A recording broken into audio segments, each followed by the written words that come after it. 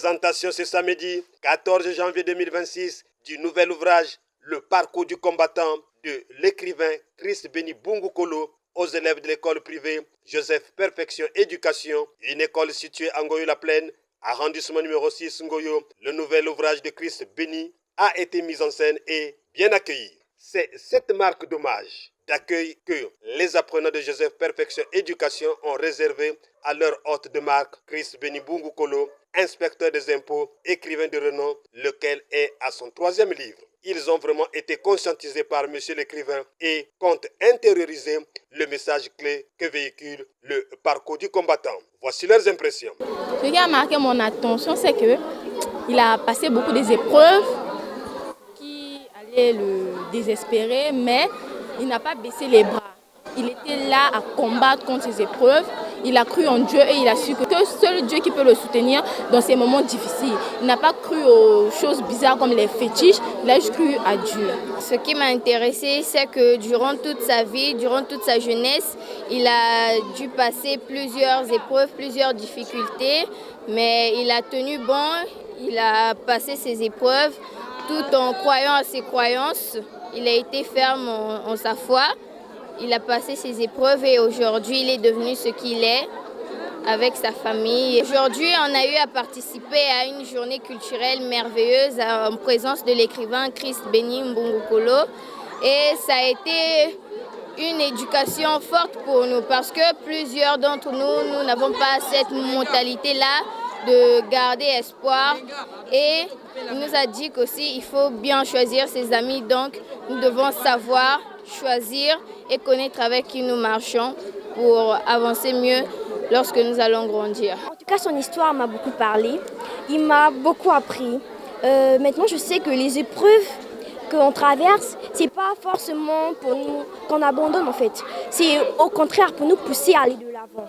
Donc pour moi, le rencontrer, c'était un immense plaisir. La présentation du nouvel ouvrage, Le parcours du combattant, a coïncidé avec la Journée mondiale de l'éducation, un moment propice de faire l'autopsie des maux qui gangrènent la jeunesse et de proposer les solutions idoines pour sortir cette couche juvénile de la perdition. Pour Christ Béni Bungukolo, les enfants issus des familles pauvres ont la chance de réussir leur vie. Il suffit qu'ils puissent croire en eux-mêmes. Il a dit dans ce point. Non, c'est une belle coïncidence. La nature a voulu que ça tombe en pleine journée de l'éducation et donc on en a profité pour sortir ce 3e ouvrage. Si nous avons choisi de le présenter, cet ouvrage, en face de jeunes Congolais, de petits frères, petites sœurs, c'est parce que ces jeunes constituent le capital humain de notre pays.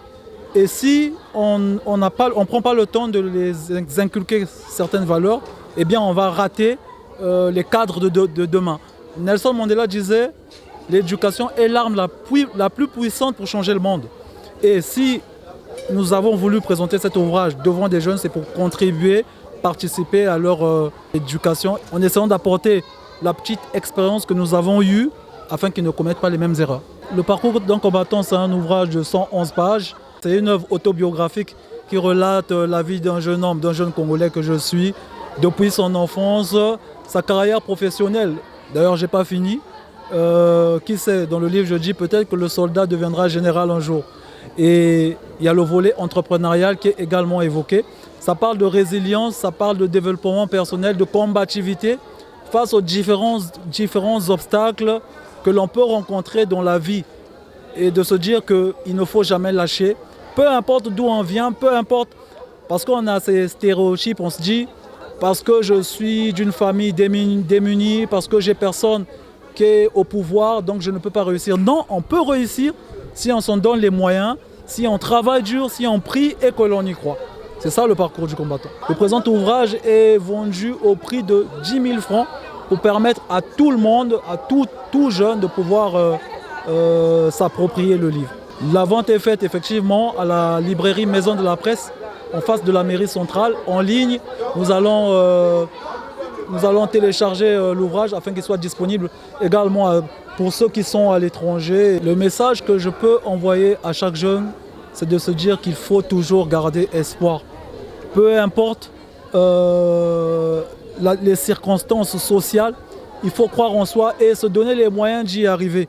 Moi j'ai tendance à dire, en latin on dit, Dum spiro spero. Ça veut dire tant que je respire, j'espère. Tant qu'il y a la vie, il y a de l'espoir. Il ne faut pas tomber dans les mauvais chemins, les chemins du banditisme. Aujourd'hui, on a le phénomène Kuluna.